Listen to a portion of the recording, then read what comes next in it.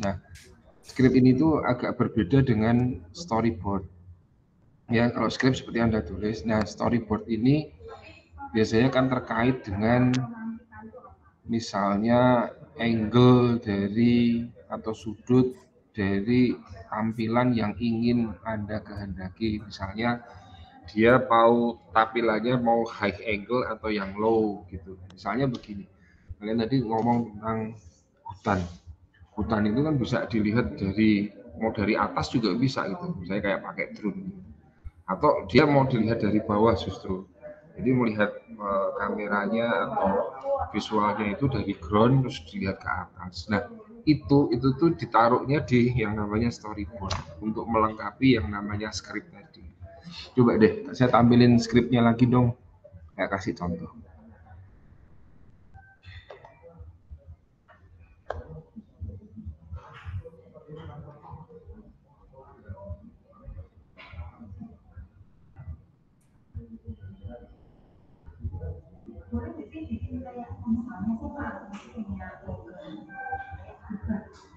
Skripnya yang tadi aja, nggak apa-apa.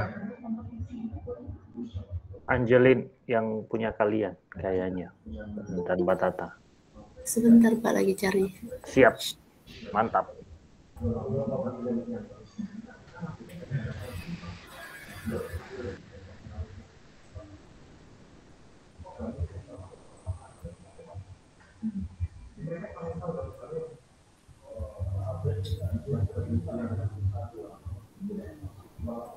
Kok nggak ada ya?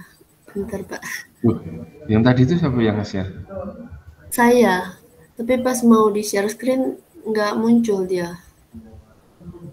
Oh.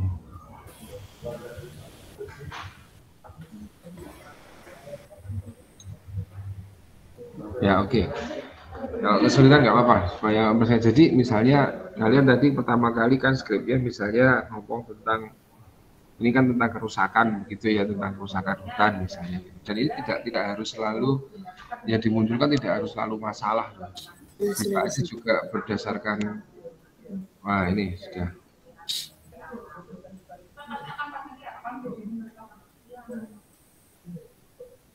Oke, opening skin, judul hutan tak lagi sama. Nah ini misalnya ya, kan ini misalnya ini rencananya mau pakai ada ininya enggak, visualnya enggak, judul hutan tak lagi sama, ada ya pasti ya.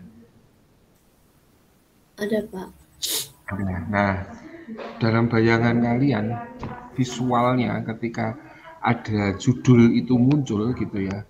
Zret muncul judul hutan tak lagi sama gitu. Saya hutan tak lagi sama itu kalian tampilan hutannya akan seperti apa?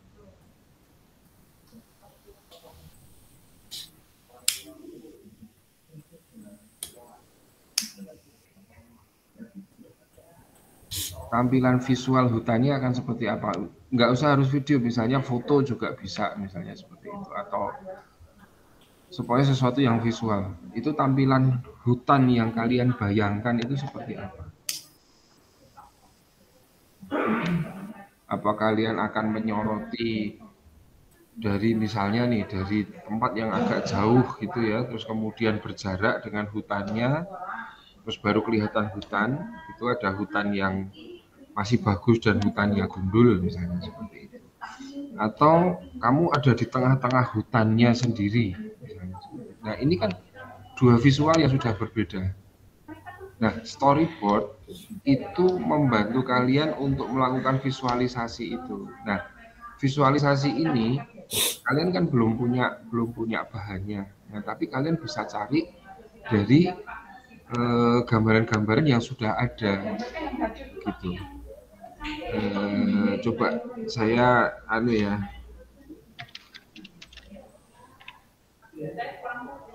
saya coba share screen ya. Ya Pak.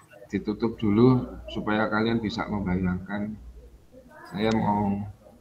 Kalian bisa nyari dari visual-visual dari Google juga bisa, misalnya. Nah, misalnya kayak gini. Misalnya kita bicara yang ini deh. Nah, ini kan berarti kalian ada di hutannya gitu ya. Kalian ada di hutannya, begitu. Kalian ada di dalam. Nah, kalau memang ini yang dikehendaki nggak apa-apa, begitu. Kalian ini dikehendaki nggak apa-apa. Nah, tapi ini terus kemudian ditaruh di sana. Itu untuk melengkapi storyboard sehingga kalian nanti kebayang kalau misalnya kalian mau ambil foto atau mau cari yang lainnya atau mau memvisualisasikan atau melengkapi kata-kata yang kamu pilih itu juga bisa gitu. Atau misalnya kita coba cari lain. Nah, misalnya kayak gini ini kan berbeda caranya.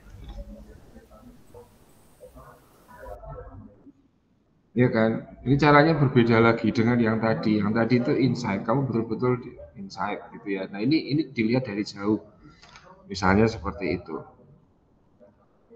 Atau misalnya kita akan bisa melihat nah yang begini. Ini misalnya. Nah, bisa aja begitu.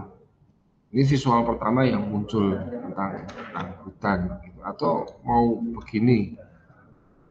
Nah, itu ditaruh di apa namanya di storyboard. Ya, itu ditaruh di storyboard. Nah, lalu tujuannya apa? Kenapa storyboard harus dikasih kalau misalnya ada visualnya, entah itu angle-nya dari bawah atau itu angle dari atas atau zoom out dari jauh gitu atau zoom in seperti tadi kalian ketika di dalam hutan begitu, itu akan memberikan expression. Nah, ini kalau di dalam judul itu namanya first expression. Jadi kita tahu apa yang kamu bayangkan. Jadi ketika orang kamu cerita, kamu menyebutkan judulmu hutan tak lagi sama. Itu ada first expression tidak hanya tentang audio tapi juga tentang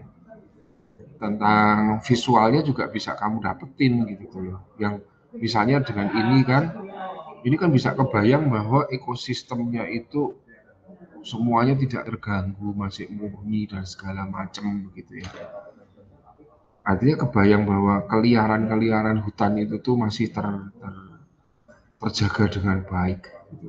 Belum tersentuh manusia, belum ada penataan dan segala macam. Misalnya seperti itu. Atau kalau itu misalnya kan beda ya antara forest dan jungle gitu. Nah, misalnya seperti ini.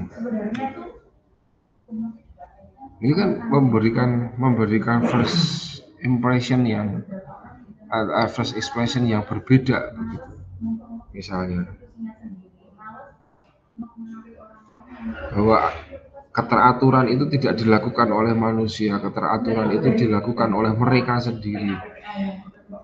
Misalnya seperti itu. Sehingga ketika nanti kamu menyampilkan yang tidak sama itu kan kemudian apa yang tidak sama dari yang awal misalnya seperti itu. Nah, kira-kira itu sih yang pertama kali kepingin aku sampaikan terkait skrip dan storyboard ya. Artinya itu ditempelkan saja di situ, kalian cari gambar visual, tempelkan di situ supaya kemudian itu membawa suasana tersendiri, membawa impresi dan ekspresi tersendiri bagi karya kalian begitu. Karena nanti di situ pasti kemudian terjadi ini kalau visualnya gini kok kata-katanya nggak cocok ya, kayak gitu loh. Atau kalau kata-katanya gini artinya yang seperti apa ya gitu. Nah, itu yang kemudian nanti akan saling melengkapi.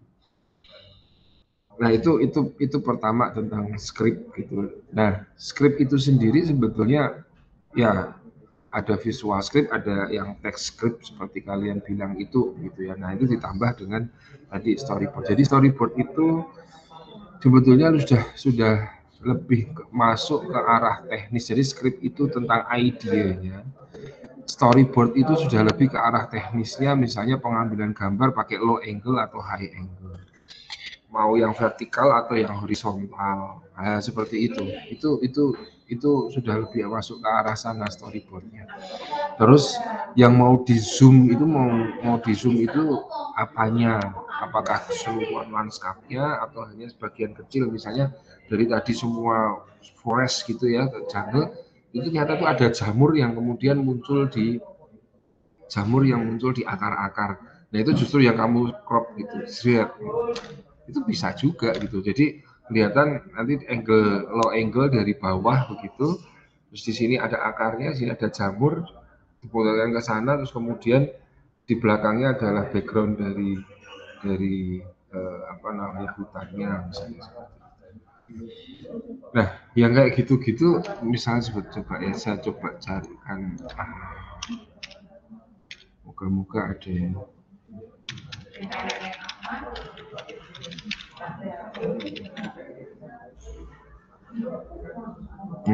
nah, saya share lagi ya.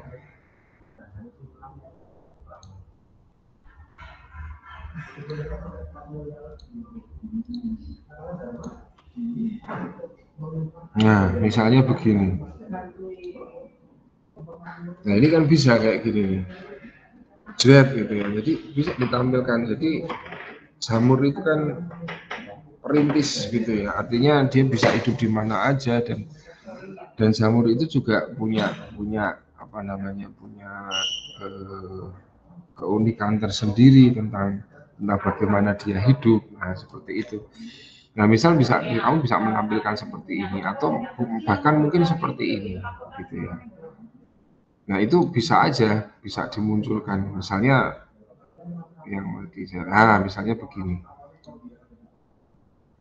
Nah, bisa begitu. Jadi tetap forestas kehutanannya itu tuh tetap muncul, tetapi di sana selalu tumbuh, ada sesuatu yang tumbuh, ada sesuatu yang hilang gitu ya. Jamur itu kan sangat-sangat seasonal gitu ya. Dia mungkin hanya mekar untuk hidup sebentar dan kemudian mati gitu. Tapi ya hutan ya begitu itu misalnya. Hutan ya tetap ada seperti itu. Nah, itu kan banyak sekali sebetulnya contoh-contoh yang gitu. Nah, itu maksud saya, terus kemudian itu memberikan gambaran atau membantu Anda untuk melakukan visualisasi. Sama seperti misalnya begini loh. Sebetulnya itu impresinya itu seperti ini. Saya nanya ke Angel dan Bernadette ya. Kalau kalian menulis puisi, yang tadi kalian sudah tulis, pada saat kalian menulis, kalian melakukan visualisasi dulu atau kemudian teks itu muncul baru terjadi visualisasi?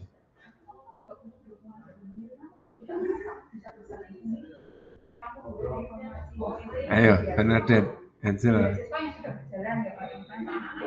Teks itu muncul dulu kan Pak, baru melakukan visualisasi. Teksnya muncul dulu? Ya. Yakin?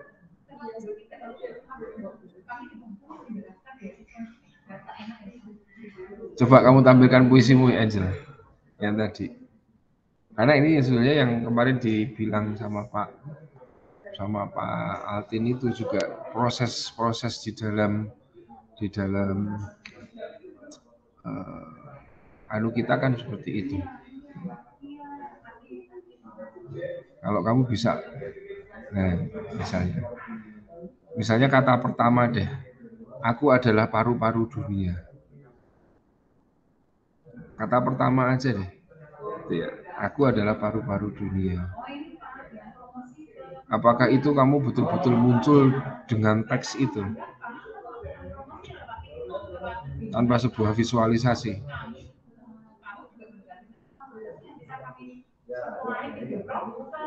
Yang ada di dalam otak, di dalam bayanganmu, dalam imajinasi apa ya? Ketika kamu ngomong aku adalah paru-paru dunia, kamu betul-betul tanpa visual atau hanya kata-kata saja? Barengan sih Pak, kayaknya juga. Iya. Gimana aja? Jadi kata-kata dulu kan, setelah itu bikin ke bawah-bawahnya itu Pak. Visual Pak. Enggak, pas kamu bilang aku adalah paru-paru dunia. Ya kayak rasa ada muncul juga Pak visualisasinya langsung gitu. Nah, ada kan, ada rasa muncul, ada. Karena kalau kamu nggak ada rasa, nggak ada visualisasi, kamu nggak akan mungkin bisa nulis paru-paru dunia itu loh. Bahkan kedirianmu, keakuanmu aja kan kamu nggak bisa membayangkan. Jadi sebetulnya kan perkaranya itu kan kita itu kan menerima kalau dalam pembuatan seperti ini tuh biasanya akan bergerak gini ya. Ini urusannya dengan semiotika, dengan tanda-tanda yang ingin kalian munculkan itu. Maka tadi saya bertanya, apakah tanda-tanda yang ingin dimunculkan itu apa? Tanda-tanda secara aksara begitu ya, kata-kata, atau ada visual atau bunyi. Karena tiga ini itu tanda-tandanya sudah berbeda-beda. Misal begini, tanda terkejut. Kalau dalam bunyi gimana Pak Altin tanda terkejut? Ceng ceng ceng ceng. Ceng ceng ceng gitu. Kalau visualnya gimana kira-kira?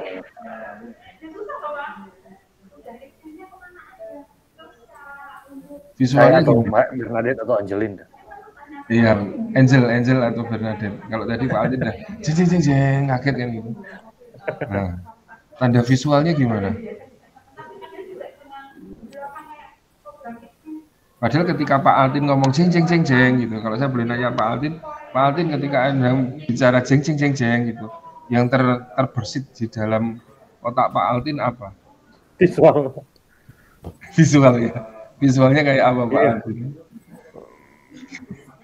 Film Pak. Film horor atau film horor. Artinya di situ ada pelakunya ya, ada orangnya, ada subjeknya. Subjeknya seperti apa Pak? Dia streaming apa?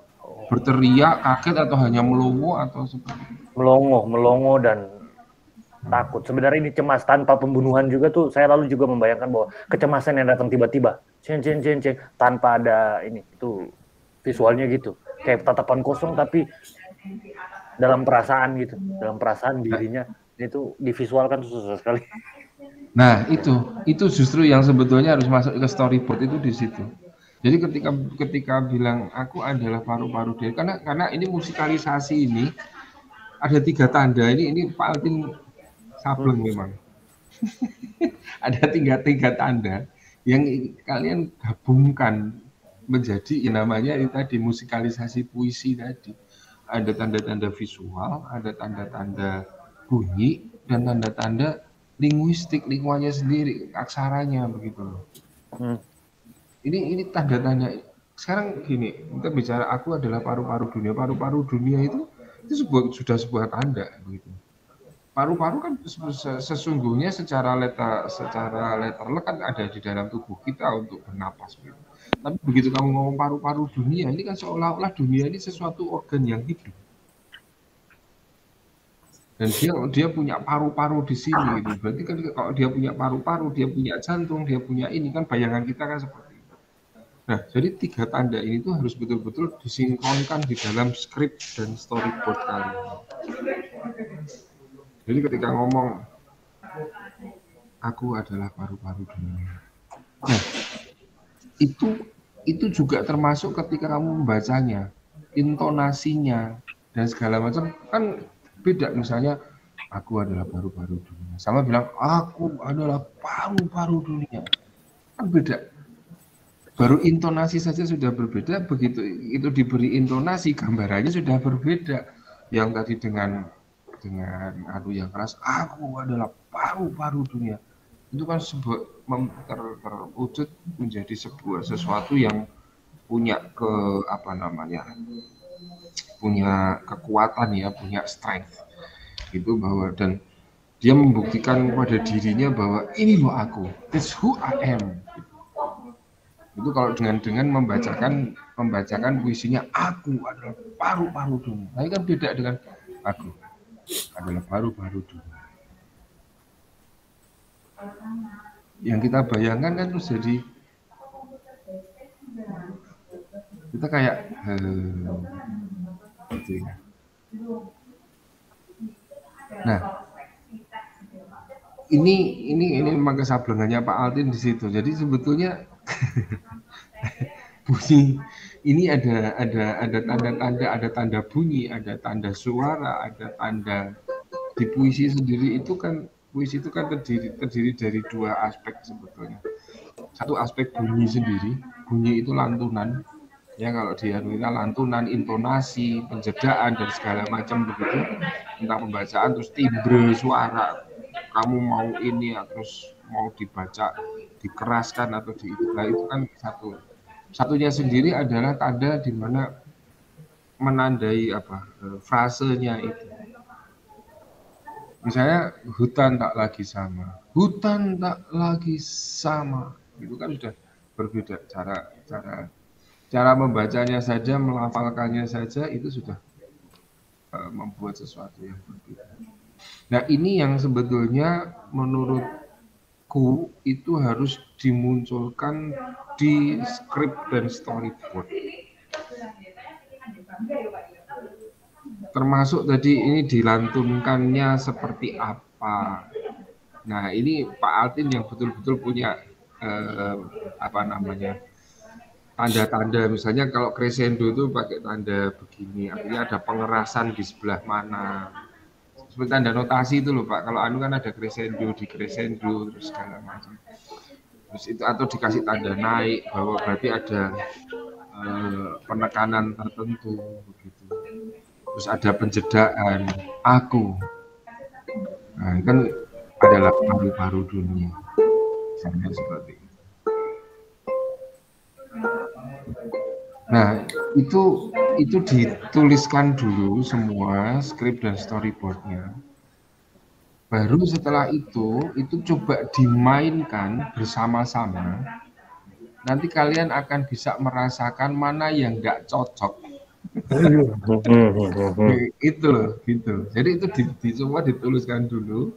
Udah semua ditulisin, baru kamu lakukan itu secara bersamaan, entah itu visualisasinya, bunyinya, pelafalannya, nanti baru kalian akan merasa ada ekspresi yang nggak cocok. Nah itulah, itu yang kemudian nanti di kalian perbaiki. Terus menurut, nah kerja artistik itu di situ. Kalian mau berusaha untuk menyelaraskan sampai kepada mungkin berlevel begitu. Nah kemarin saya juga cerita kepada Pak Altin begitu, dan kita mendengarkan bersama-sama tentang yang Delus kemarin itu Pak. Artinya semakin kamu terlepas dari figur, kata-kata itu kan figur, musik itu figur, bunyi bukan figur. Semakin kamu lepas dari struktur, itu semakin tinggi level ininya, level ekspresinya. Lebih konkret Pak, itu konseptual sekali, itu teoritis sekali. Gimana ya? Contohnya? Misalnya kayak bunyi tadi ya, zeng gitu, misalnya gitu. Kalian kan tidak berpikir tentang notasinya, tentang angka notnya misalnya 4, 3, 5, 1, tapi munculkan aja ekspresinya gitu. Nah, sesuatu yang sudah semakin menjauh dari formnya ini, menjauh dari bentuknya ini biasanya akan semakin kemudian terlihat efek wonderingnya atau kemudian efek wow-nya, atau ya itu tadi ya, mempunyai level yang biasanya agak lebih tinggi. Begitu.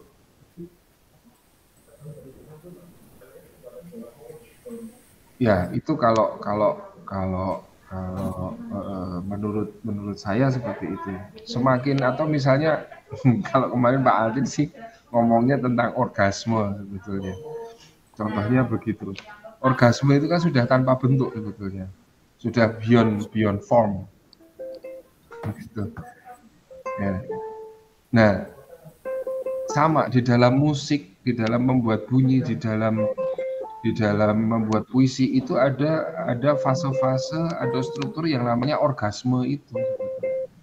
Jadi ketika kita bilang, sudah ini aku lagi orgasme, itu sebenarnya orgasmenya di rasanya, di pikirannya itu betul-betul orgasme. Nah, orgasme itu untuk menunjukkan bahwa dia beyond form gitu. Bukan lagi sebuah kata-kata aku adalah paru-paru dia. Misalnya begini, puisinya Supardi Djoko Darmono yang dia bilang,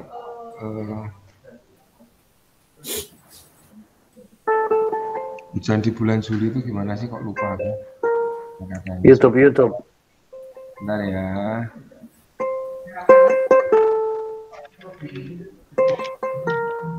Juni. Nah.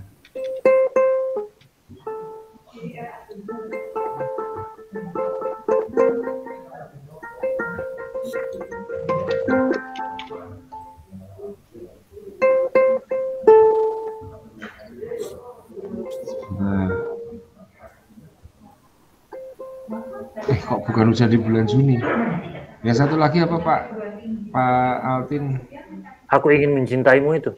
Aku ingin, betul. Aku ingin.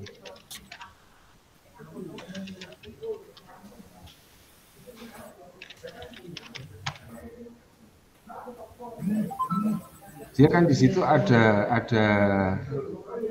apa ya, kata yang kemudian terbakar. Aku kok lupa kata-katanya. Pak Altin bisa bantu saya kata-katanya.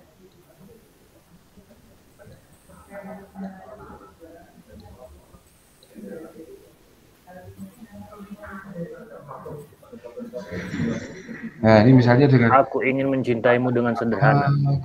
Dengan sederhana, dengan isyarat yang tak sempat disampaikan awan kepada hujan yang menjadikannya tiada. Coba kamu awan disampaikan awan kepada hujan yang menjadikannya tiada. Nah, ini kan sudah beyond struktur dari bahasa itu sendiri, beyond pemahaman. Disampaikan awan kepada hujan dan menjadikannya itu tiada. Ini kan bukan sesuatu yang logik. Itu kalau di logika susah itu, tapi kita tahu maknanya. Kita tahu meaningnya itu, kita tahu bahwa ketika kemudian itu menjadi sebuah, kita kaitkan aku ingin mencintaimu dengan sederhana, itu ya sesederhana itu loh cinta itu tuh gitu. Sesederhana itulah perasaanku kepadamu, itu sesederhana itu. Disampaikan awan kepada hujan. Nah, kalian coba nanti dengarkan anunya Sapardi ya, Djoko Darmono. Itu sederhana sekali. Awan kepada hujan. Ya. Aku ingin mencintaimu dengan sederhana, dengan isyarat yang tak sempat disampaikan awan kepada hujan yang menjadikannya tiada. Aku ingin mencintaimu dengan sederhana, dengan kata yang tak sempat diucapkan kayu kepada api yang menjadikannya api.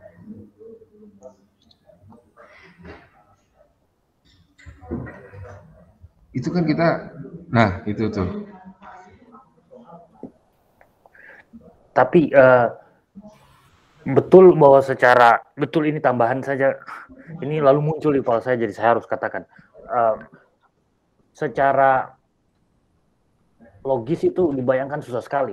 Tapi kalau itu dibaca secara fenomenologis, relasi kayu, kalau kalian nonton kayu dibakar api lalu jadi abu, itu indah sekali. Lalu kalian menonton kayu terbakar sampai jadi abu, atau menonton awan dan hujan yang lalu setelah hujan habis tuh awan lalu nggak ada. Nah, awan gelap tuh kan biasanya menandakan hampir hujan. Nah, ketika hujan, awan lalu menghindar, lalu selesai. Nah, itu sebab apa bahasanya Pak Tata tuh apa ya, waktu yang linear gitu loh Pak. Nah, itu ada dalam rangkaian itu. Jadi kalau dibayangkan, bisa juga dibayangkan secara logis itu terjadi di alam. Kalau kita mau bilang ini diperiksa secara empirik ya, tapi dia juga indah. Dia juga kayak kalau kita melepaskan pikiran rasional dan logika kita tuh, dia juga manis banget gitu, manis. Jadi sebetulnya puisi itu kalau dalam pengalaman saya itu gini Pak Amin. Kata-kata itu kan digunakan untuk menjelaskan sesuatu dan mempunyai sebuah kesepakatan yang kita ada konsensus. Nah, puisi itu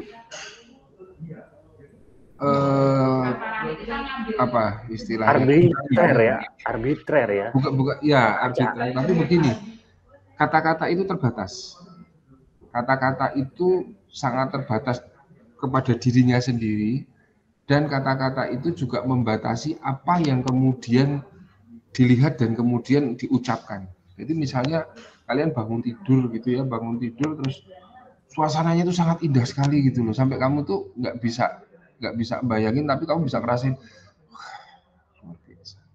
Tapi setelah itu kamu ceritain ke temenmu, tadi pagi itu loh, tadi pagi itu ketika aku bangun, aku buka pintu, itu angin sepoi nerpa, terus ada matahari, cahaya matahari itu menyelusup di antara daun-daunan atau pohon, rimbunan pohon, terus kemudian juga menerpa beberapa bagian dari tubuhku, dan aku merasakan kehangatan itu, dan aku melihat masih ada kabut.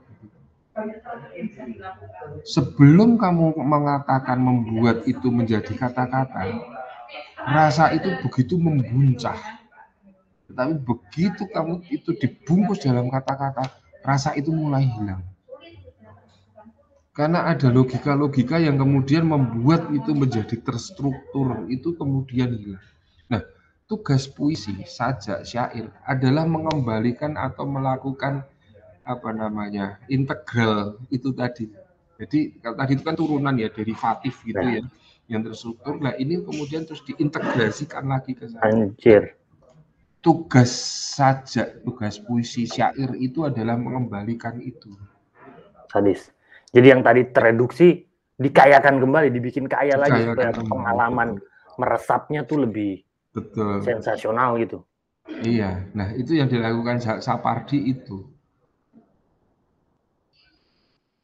Dengan kata yang tak sempat diucapkan, kayu kepada api yang menjadikannya abu. Itu kalau logika, tapi itu dikembalikan lagi, diintegrasikan lagi, diintegralkan sehingga kamu bisa merasakan luar biasanya terbakarnya dengan cinta itu kayak gitu.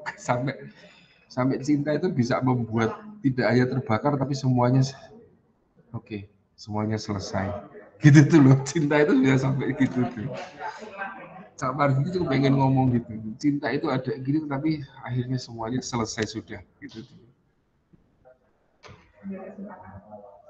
Nah, kata itu tuh selalu begitu, kata-kata yang terstruktur itu selalu derivatif, dan itu membuat rasa itu menjadi hilang.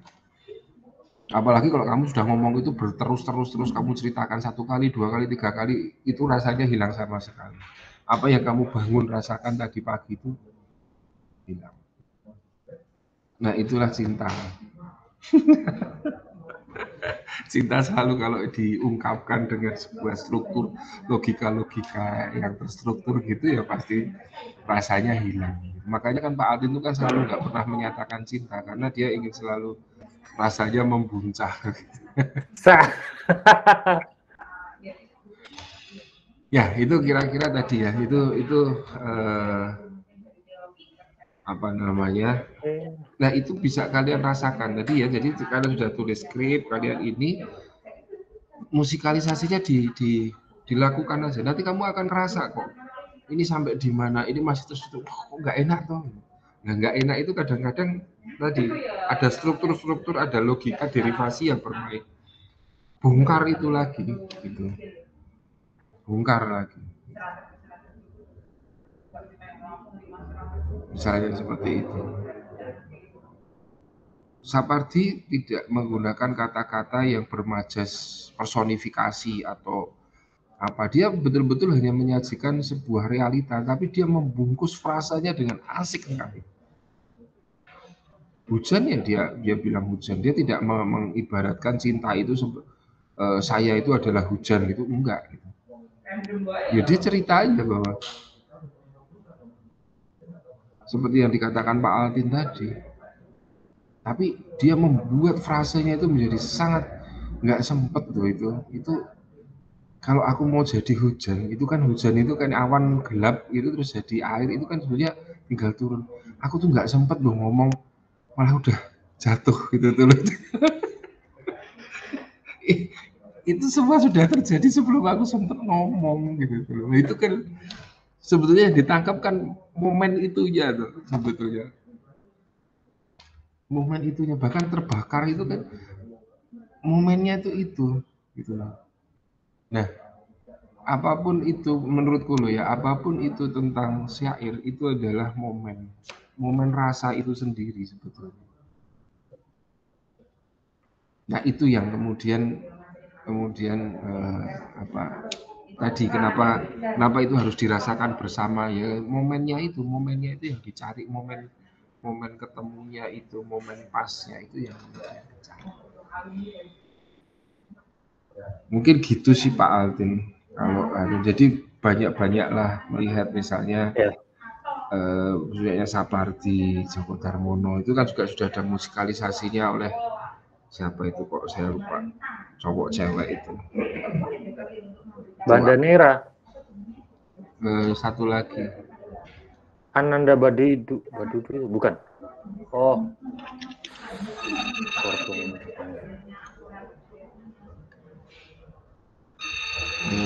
Yang perempuan laki-laki lupa saya namanya.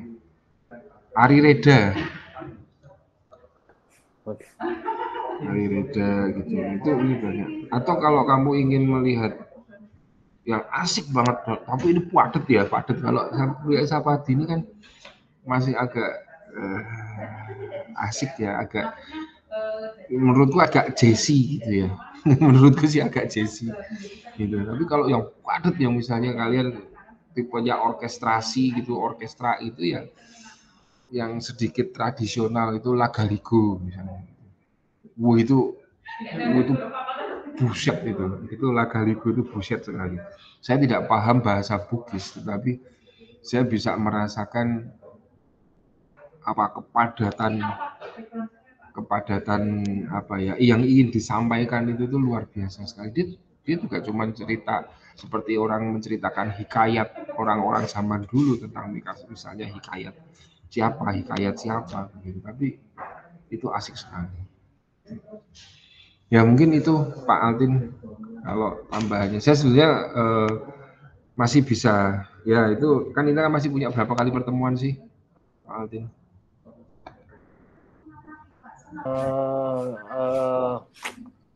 134 lah Pak maksimal. Minggu depan tuh Pak. Bisa. Pak Tata, kawan-kawan minggu depan kita kedatangan dosen pengkaji musik. Jadi memang kemungkinan besar tuh besok bunyi-bunyian yang dimainkan. Beberapa topik saya sudah berikan supaya kalian bisa paham musik latar, supaya bisa melatari visual-visual yang tadi seperti yang Pak Tata jelaskan tuh. Tapi fokusnya dia di musik bapaknya itu. Jadi semoga besok kita dapat penjelasan itu. Musik sebagai bunyi-bunyian dan musik yang beriringan dengan visual tuh mestinya kayak apa. Hans yang ngajar apresiasi musik Pak. Jadi minggu depan beliau hadir bersama kita. Enggak apa-apa sih. Maksud saya 3 minggu itu kan masih bisa untuk mencoba terus kemudian melakukan. Bukan berarti pertemuannya, tapi kita masih punya progres 3 minggu begitu. Saya pikir tadi puisi yang dibuat timnya Bernadette dan Angel pasti akan lebih asik begitu. Saya pikir. Jadi betul. Akan ngomong tentang paru-paru dunia itu tidak harus selalu paru-paru dunia. Misalnya. Ya begitu. Betul. Uap, misalnya seperti itu, atau air atau hembusan, seperti itu loh. Itu akan beda. Jadi kalau itu kan masih itu betul, itu sudah bagus sekali bahwa itu sebuah tanda, tapi di dalam dalam perspektif syair bahwa dia harus mengintegrasikan, mengembalikan fungsi rasa itu. Nah, syair itu berfungsi mengembalikan fungsi rasa itu. Itu problem dari syair itu di sana. Itu sebetulnya yang kemarin saya bilang ke Pak Altin, melampaui kata-kata itu loh Pak. Beyond struktur itu kan di situ. Jadi itu yang kemudian dikembalikan ke sana, mengembalikan rasanya. Jadi bukan hanya sebuah tanda, bahwa iya ini paru-paru dunia, oke. Tapi ada hal yang lain yang ingin disampaikan. Misalnya kita tahu nih paru-paru dunia itu kan jadi sumber, dan dunia itu gitu. Kamu bisa membayangkan bahwa seluruh oksigen itu tuh yang ada misalnya di Kalimantan itu atau di Katulistiwa itu kan kemudian, karena coba bayangkan ya, hutan khatulistiwa itu tuh tidak banyak. Indonesia, Amerika Latin, misalnya Kolombia, Meksiko, hanya itu. Tapi selainnya itu tuh, misalnya kayak Nigeria dan segala macam itu nggak punya hutan gitu loh. Jadi hanya ada beberapa hutan, Amazon, Kalimantan, itu hutan-hutan itu. Nah, pergerakan itu di sana. Coba kamu bayangkan, kamu bisa merenung di sana bahwa kalau kamu bayangkan kamu jadi anginnya begitu, itu akan bisa memberikan seluruh oksigen kepada seluruh dunia, misalnya seperti itu. Nah, itu terus gimana ya? Gitu. Ya, kira-kira gitu ya, Angel. Iya. Saya sendiri tidak bisa memberikan gambaran kata-katanya karena itu butuh perenungan. Ya. Betul butuh perenungan gitu. Thank you Pak Tata, bagus sekali dan sudah Pak. banyak gitu. Bahkan menyasar, ada catatan saya beberapa ini dan itu penting sekali memang. Makanya lalu saya dan Pak Tata saya rasa saya sepikir dengan Pak Tata. Jadi memang hutan dan paru-paru itu ini kayak karena mungkin apa ya? Kalau kata itu sudah dipakai terlalu umum, paru-paru dunia itu dipakai umum dan biasanya lalu dia dipakai di bahasa biasa yang beredar di media massa, dalam dipakai politisi. Nah, dia kehilangan rasanya. Nah, saya mau kalian lalu mengganti ya, aku paru-paru dunia. Nah, kadang-kadang tuh disebut boleh, tapi paru-paru lalu kalian ganti dengan yang lain lagi. Makanya Pak Tata bilang kalau kalian bisa membayangkan. Nah, kalau bikin puisi tuh kadang-kadang, kalau saya bikin, saya selalu membayangkan saya di satu tempat. Saya mau bilang bahwa saya marah, saya tidak akan bilang saya marah, itu terlalu eksplisit. Pilih kata yang cari sinonimnya yang lebih secara emosional lebih kuat gitu. Nah, itu kan sebenarnya dalam tradisi seni romantisisme tuh lalu emosi jadi source estetika gitu. Jadi kita pilih kata yang emosional gitu. Nah, contoh sederhana, aku kangen kamu nih, aku rindu. Nah, kalian itu beda-beda. Di tiap orang tuh beda-beda. Lebih suka dibilang rindu atau kangen. Nah, rasa itu yang terhubung dengan kata kangen atau kata rindu itu lalu penting sekali jadi pilihan. Nah, saya kira syair kalian pertama itu sudah oke. Tinggal kalian, saya nggak sebut jadi gelap ya, bikin dia lebih indah lagi. Lalu seperti yang Pak Tata bilang, lebih kembalikan dia supaya dia lebih kaya lagi. Karena kalau terlalu eksplisit dia kehilangan kekayaannya. Kekayaan yang dimaksud itu adalah kemampuan kata-kata mengolah emosi, mengolah persepsi. Jadi kalian pilih kata-kata yang lebih, gampangnya saya bilang lebih simbolik. Ini kan depan ini yang punya kalian nih. Kalian pilih kata-kata lagi yang bisa diartikan, dia terbuka. Syair tuh dia mesti terbuka. Jadi kalau mau dimaknai dari segala sisi, dia bisa berarti lain. Nah, biarkan dia tetap terbuka seperti itu. Karena nanti pengalaman audiens yang membaca, pengalaman orang yang membaca itu lalu menentukan maknanya. Nah, di situ kekuatannya kadang-kadang. Jadi semakin luas, semakin bermacam-macam, diterima ke setiap orang, lalu tergantung subjektivitas, di situ kekuatan seni. Cair pada umumnya. Jadi biasanya saya membayangkan latar. Jadi bayangkan diri kalian ada di hutan. Kalian ambil tuh segala macam objek-objek yang ada di sana dan segala macam aktivitas. Kalau kalian bisa kurung satu hutan itu sebagai milik kalian, nah kalian bisa deskripsikan itu tuh dalam gerak-gerak yang ada di dalam hutan itu. Lalu itu menceritakan tentang, lalu itu mengganti pernyataan-pernyataan yang kalian ingin sampaikan. Aku harus dijaga. Aku ini penentu kehidupan kalian. Ini kan sangat eksplisit sekali. Ini dipakai di sains, di kehidupan sehari-hari, di media. Ini bahasa yang secara artistik tidak kaya. Karena dia ya memang Memang bukan tujuannya untuk itu. Tapi ketika kita membuat syair, tujuannya itu untuk mengkayakan pengalaman, mengganggu emosi, mengguncang-guncang persepsi.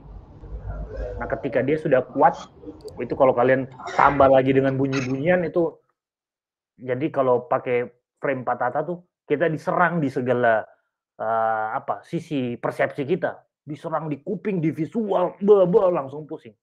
Makanya kalau nonton bioskop dengan nonton film di rumah di laptop tuh beda. Karena sound-nya bagus, visualnya bagus, kalian diserang bertubi-tubi. Kalau skripnya bagus, ceritanya oke, kalian bisa terseduh-seduh dan menangis.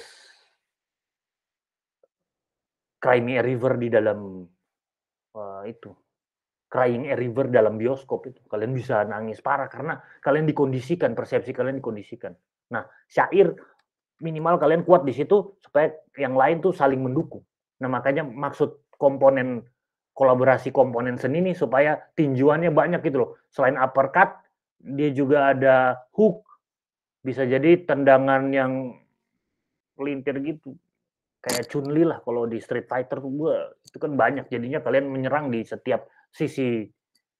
Kalau kita anggap sebagai seni, sebagai sesuatu yang bisa dirancang. Jadi kalian tolong usahakan itu juga. Jadi bayangkan diri kalian isolasi hutan, lalu kalian ada di hutan itu, lalu kalian cerita, ambil kejadian-kejadian yang terjadi dalam hutan itu untuk menjelaskan sesuatu yang kalian ingin sampaikan. Jaga aku adalah kehidupan, aku adalah gerak, aku ini adalah nyawa. Itu kalian bisa ambil dalam hutan yang kalian isolasi. Itu cara saya menulis puisi. Saya lalu ambil set dulu. Terus saya mau cerita, saya nggak suka orang ini, tapi saya bikin dia tentang pantai. Tapi ternyata tentang orang itu. Atau tentang nggak suka tentang masyarakat ini. Nggak suka tentang keberagaman ini. Lalu saya lalu ambil set game aja lah. Catur. Lalu saya bikin cerita tentang sesuatu itu dengan gaya yang lain. Jadi saya menceritakan sesuatu dengan cara yang lain. Metaforik lah, metafor.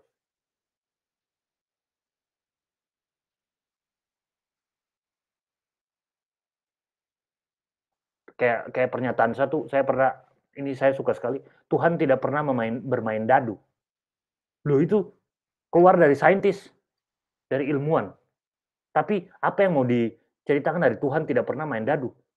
Main dadu itu berarti karena arbitrer. Dia tidak tentu keluarnya dadu tuh hasilnya berapa itu tidak tentu. Tapi dia bilangnya Tuhan tidak pernah bermain dadu. Tapi secara matematis itu bisa dihitung. Matematika peluang. Dadunya nih 51, 56, 44, double. Itu bisa dihitung peluangnya. Nah, semesta alam pun seperti itu. Karya ciptaan Tuhan tuh tampaknya juga bisa dijelaskan strukturnya. Tapi pakai kata Tuhan tidak memain dadu. Itu kan metaforik sekali, Tuhan tidak bermain dadu. Dadu ini kan mainannya manusia. Tuhan tidak bermain dadu berarti Tuhan apakah ada permainan dadu juga gitu. Kalau kita antropomorfe, kita membuat Tuhan sebagai proyeksi manusia, itu jadi metaforik sekali kan. Dadu-dadu itu kan cuma permainan manusia. Lalu apakah Tuhan tidak pernah bermain dadu? Lalu kacau lalu. Tapi imajinasi kita lalu bekerja di sana. Itu untuk syair ya. Jadi kemampuan kalian mundur satu lagi, simbolkan teks yang kalian sudah buat lebih dalam lagi, tapi dengan mengingat bahwa dia secara emosional harus kaya. Karena emosi jadi source estetika gitu, pengalaman estetis. Itu yang pertama tentang syair ini karena melanjut patata. Catatan saya yang pertama di sini saya bilang hutan tak lagi sama, judulnya coba lebih puitis dong. Hutan kan ada banyak tuh, kita bisa mengacu, jangan hutan deh, apa daun, akar, batang, atau jamur, atau apapun yang kalian rasa sudah kalian isolasi dan lalu bisa jadi rangkaian syair itu. Karena kalau dibayangkan, karena syair itu nanti membuat kita membayangkannya secara visual lagi. Kayak tadi puisi Pak Sapardi, lalu saya betul-betul membayangkan hujan. Indah sekali gitu. Rangkaiannya itu, sekuensinya itu ketika hujan, awan-awan lalu jadi hujan, lalu tiada. Memilih itu tuh saya bilang itu skillful sekali. Itu kemampuan artistik tuh. Jadi hutan tak lagi sama, sudah keren, itu konsep kalian. Itu pernyataan kalian. Tapi lalu kita buat dia lebih metaforik, lebih simbolik, lebih kaya secara emosional. Itu kalian yang akan putuskan. Nah, oh iya. Nah, yang kedua itu masih terkait yang pertama, paru-paru, eksploitasi. Di situ kan ada konsep-konsep di sana. Paru-paru, eksploitasi, nanti manusia tidak sadar, ekologis, angka-angka luas hektar yang rusak. Itu kalian bisa ganti konsep-konsep itu dan jelaskan itu dengan cara yang lebih indah gitu. Nah kalian, saya untungnya tuh, dan mungkin Pak Tata juga, bergaul di lingkungan yang akademik sekali, orang yang eksak sekali, dan orang yang seniman banget. Jadi kalau membaca mereka ngobrol itu lain. Orang yang sangat, misal apa ya, ilmuwan matematik atau apa ya, dan ya anggap saya ilmuwan matematik, orang MIPA lah, dengan yang dosen ya, dosen MIPA dan dosen sastra, itu cara bertuturnya tuh lain. Tapi tuturan-tuturan mereka tuh membawa satu imajinasi yang sesuai karakter keilmuannya itu. Jadi bahasa tuh seperti itu. Karena ada disiplin ya, disiplin dalam keilmuannya yang juga menggunakan bahasa. Nah di sastra ada disiplin yang juga menggunakan bahasa. Nah gayanya lain, tapi dua-dua bahasa. Nah untuk fungsi yang seperti ini, itu kalian sedang membahasakan sesuatu yang ilmiah, temuan kalian bahwa kerusakan lingkungan, kerusakan ekologis, kerusakan alam, eksploitasi alam, secara etika lingkungan salah, dan sebagainya itu kalian bahasakan secara indah. Pakai bahasanya yang indah. Itu bisa juga. Ini kan cuma soal mode bahasa. Tindakan, karena ini apa, tindakan bahasa sih sebenarnya. Bertindak. Kita meminta supaya ada efek terhadap pendengar. Itu karena orang bilang, oh bicara aja tuh, oh kamu cuma bicara aja itu cuma wacana. Tidak, bicara itu adalah tindakan. Dia mempengaruhi pendengar. Maka sebisa mungkin kalian ganti konsep-konsep itu dengan yang lebih metaforik, simbolik, dan yang mengganggu gitu, yang menyihir gitu. Makanya kalau di homiletika,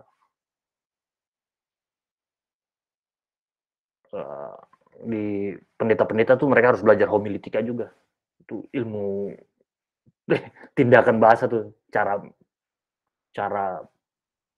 khotbah itu ada mata kuliahnya, karena ini demi mempengaruhi pendengar, dan kalau enggak ya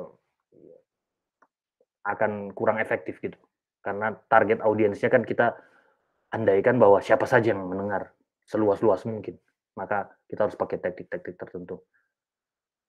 Visualisasinya pastikan footage kalian tuh original, itu catatan saya. Yang Pak Tata maksud ambil di Google adalah bukan kalian pasang di punya kalian, itu hanya membantu storyboard kalian visualisasi. Itu saya sangat, ya betul, saya harus tekankan itu supaya kalian tidak salah paham apa yang Pak Tata bilang.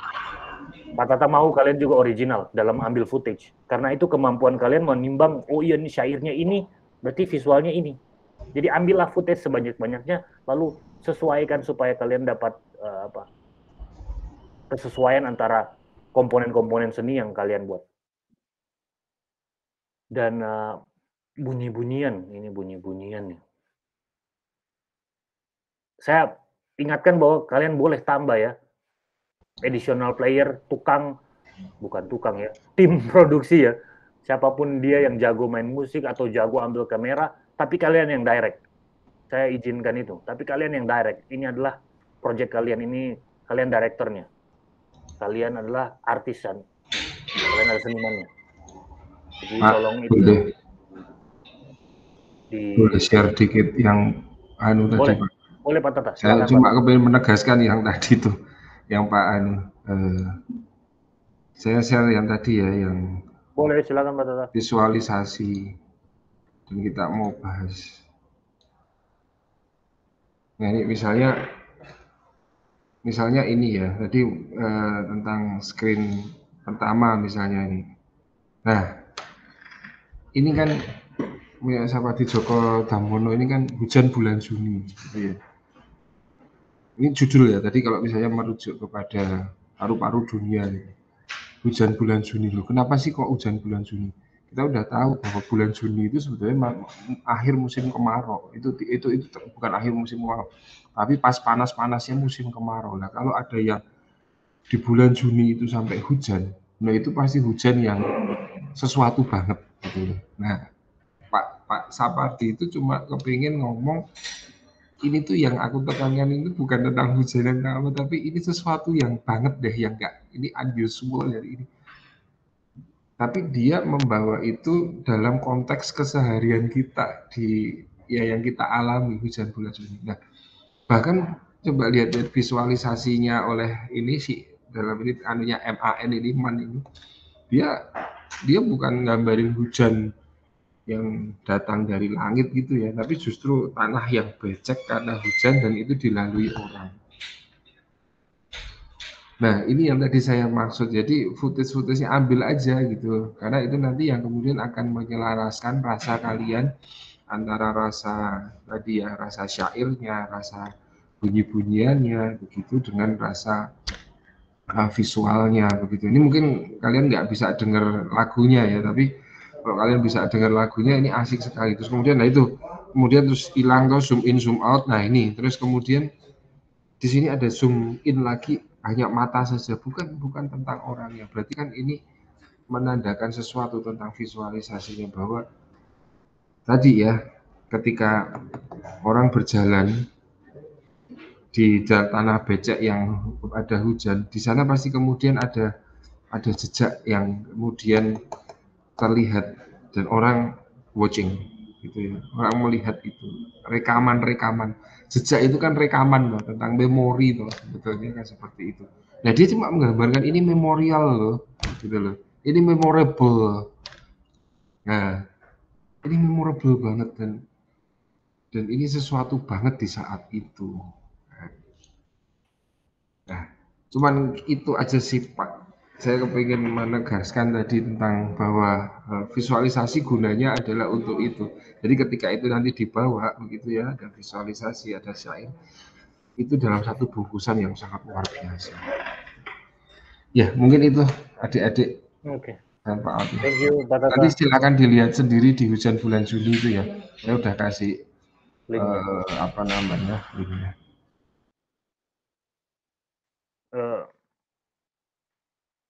Untuk yang ini karena tadi lanjut syair kalau dan visual sudah sesuai, sudah harmonis, nanti tambah lagi tuh bunyi-bunyiannya. Nah kalian pastikan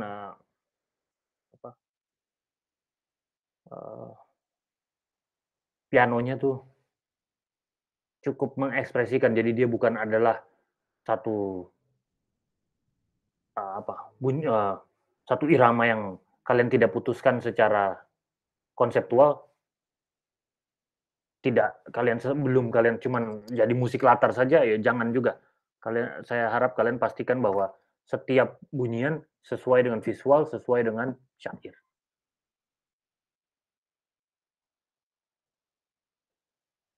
Itu. Semoga kalian dapat tuh maksudnya tuh. Karena ya, kemudian itu tinggalkan musik, kemudian spoken words. Pak Tata, menurut Pak Tata syair itu saya kadang-kadang saya ini batasnya tuh kadang-kadang saya bingung tuh, kadang-kadang spoken words dan monolog tuh hampir mirip puisi nanti, lalu yang mana yang dan prosa itu tiga itu, lalu kira-kira teman-teman nih Bernadette dan Angelin, pastikan bahwa kalian mengikuti minimal ya. Kadang-kadang kita ada pakai rima kan di belakangnya tuh mesti ada rimanya tuh supaya karena bunyi-bunyi. Tapi kadang-kadang rima itu ditinggalkan demi narasinya jalan. Ya, Demi alur monolog. narasinya jalan, iya. Jadi monolog. Iya. Jadi kalian Angelin dan Bernadette tolong perhatikan itu juga. Keindahannya tuh di rima juga, tapi kadang-kadang rima ditinggalkan supaya narasi dan pernyataan dan maksud dan metafornya tetap kuat. Gitu. Jadi antara pertimbangan bunyi, rima itu kan soal bunyi. Bunyi yang sama berulang-ulang, fonenya sama berulang-ulang, tapi maknanya lalu kaya. Nah, tapi kadang-kadang itu bisa ditinggalkan demi maksud lain. Karena tidak semua bunyi, saya nggak tahu ya. Di bahasa Inggris tuh bunyi-bunyian tuh bisa syllable dan rima itu, rhyme itu dan syllable tuh bisa banyak sekali. Tapi kalau bahasa Indonesia ini memang bisa juga, tapi perlu skill yang lama itu soal sudah tua di dunia kesusastraan dan dunia tulis-menulis puisi. Kecuali kalian sudah adalah penyair tua, itu gampang sekali menemukan rima dan suka bermain bunyi-bunyian dan lincah gitu. Nah, kalau kalian yang belum, tolong perhatikan itu sebagai standar saja. Oke, ini sudah ada rimanya belum? Tapi kalau saya mau pakai rima, ini narasinya nggak jalan nih. Jadi, oke, saya tidak pakai rima dulu deh. Tapi nanti kalau saya bisa upayakan ada rima, saya pakai rima. Supaya dia beda. Sujiwo Tejo tuh lumayan seru. Jadi kalian perhatikan itu juga, cara membacanya, cara mengekspresikannya, penekanannya, intonasinya. Itu sedap sekali. Apalagi yang di ulang tahun Mega.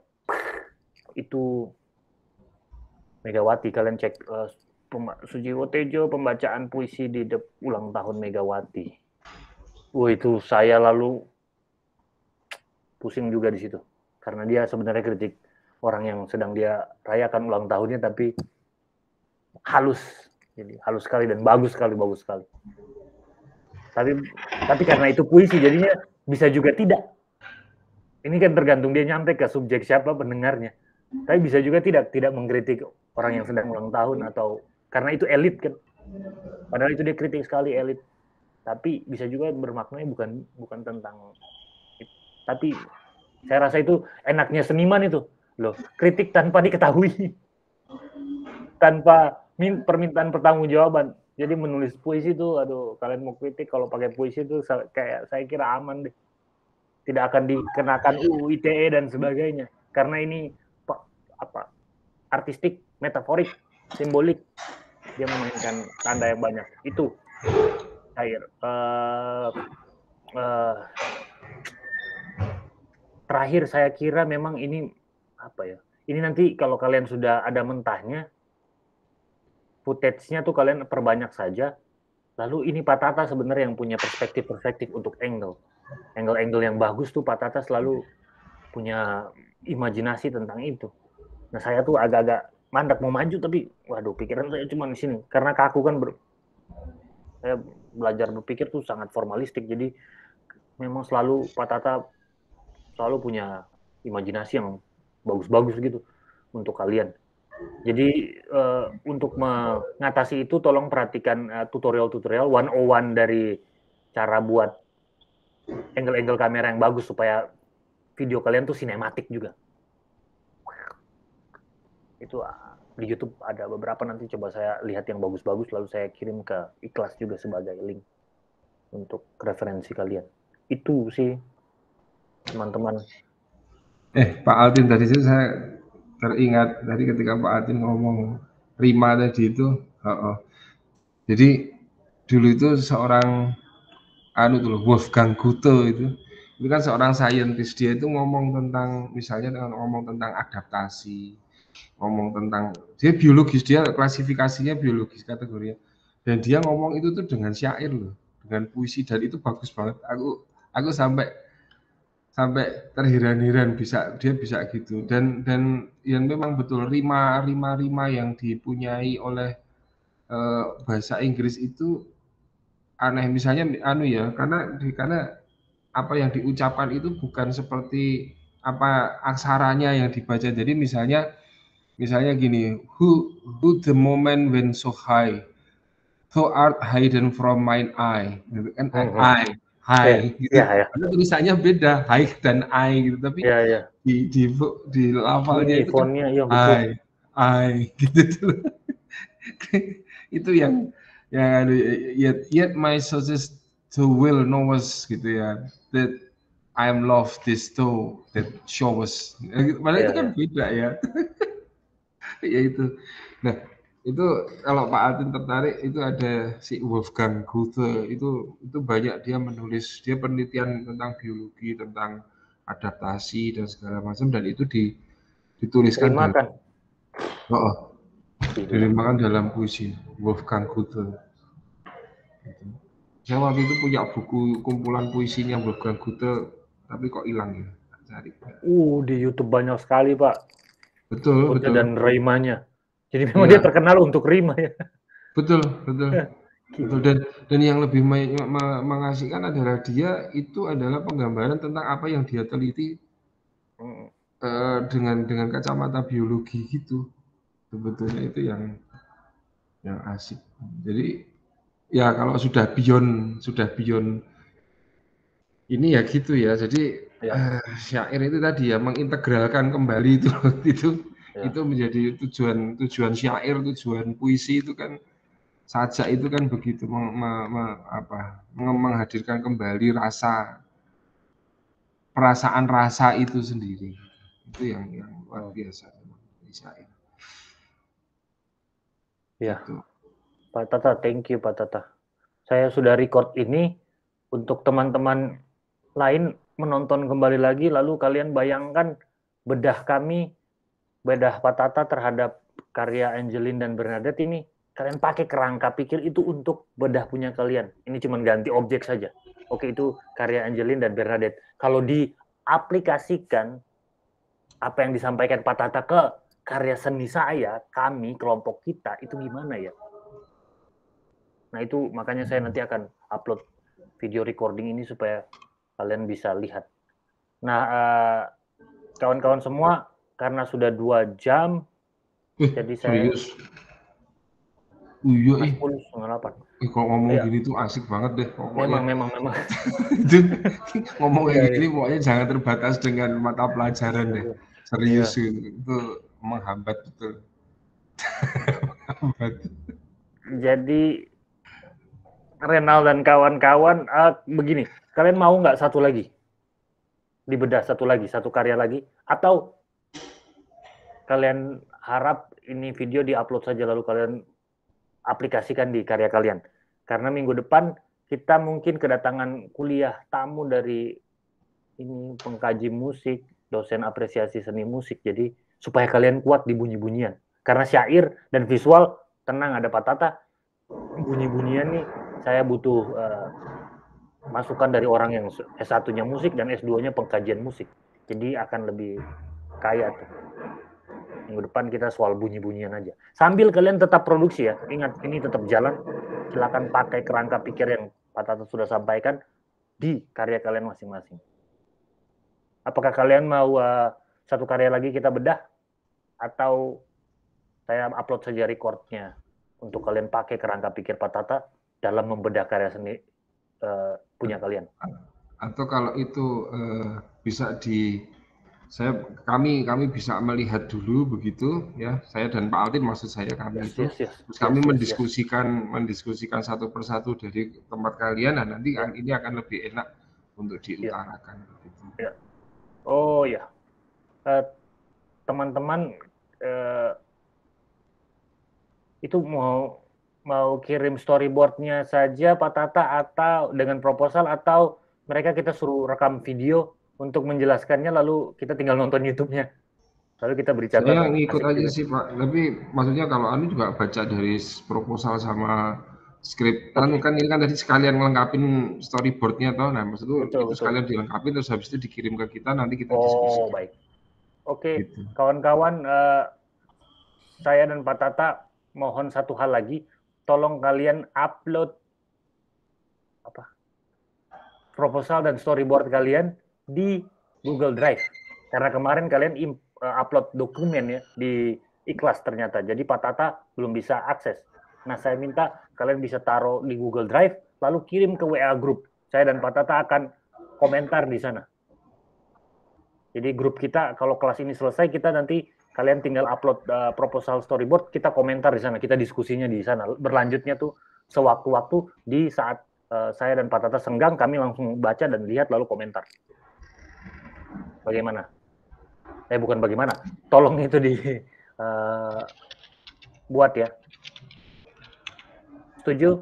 Kalau setuju tolong chat di message, saya anggap supaya kalian setuju dan akan mengirimkan proposal dan storyboard kalian di grup yang diupload di Drive. Jadi kirim link saja, linknya pastikan terbuka supaya saya dan Pak Tata bisa klik untuk melihat dan membahasnya di grup. Bisa jadi saya dan Pak Tata ketik atau kami kirim voice note juga. Yeah. Di WA kalian, WA grup. Oke Pak, setuju. Baru Renal, teman-teman yang lain. 10 orang setuju kita gas. Kita sudahi kuliah kita. Jevon sudah, Angelina setuju. Oke. Baru 1, 2, 3, 4, 5, 6, 7, 3 orang lagi. Manuel, oke. 2 orang lagi. Konstantin. Oke. Oke, Cia, Konstantin, Ronaldo, saya dan Pak Tata akhiri kuliah pagi ini. Terima kasih banyak Pak Tata untuk masukan terhadap kelompok Angelina dan Bernadette, dan akan kami upload di YouTube, dan teman-teman bisa menyaksikan ulang, dan teman-teman setuju untuk mengirimkan Google Drive. Dengan demikian kita lanjut diskusi kita di grup secara tidak real time. Jadi kelanjutannya diskusi kita ini membahas storyboard dan proposal kalian tidak real time. Jadi akan kami balas di Google Drive, di Google Drive di WA Group. Tolong Google Drive-nya langsung ya. Terima kasih atas perhatiannya. Selamat pagi, tetap sehat. Sampai ketemu minggu depan di topik musik dan bunyi-bunyian. Terima kasih, Pak.